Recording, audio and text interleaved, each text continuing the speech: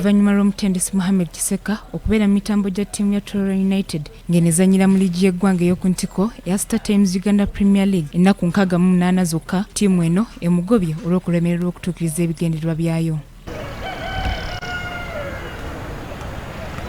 Okusinziira ku kiwandiiko ekifulumiziddwa, ttiimu eno ono agobeddwa n'ekigendererwa eky'okutaasa ttiimu eno obutasalwako.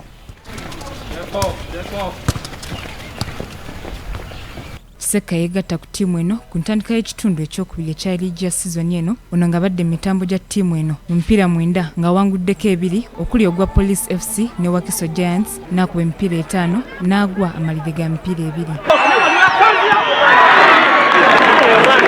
Kiseka yaliko omutendesi wa ttiimu ya Paida Black Angels ne Bright Stars FC waaviiridde ku ttiimu eno nga yeesembye ku kimeeza kya liigi eno ng'erina obubonero 22 okuva mu mipiira 25.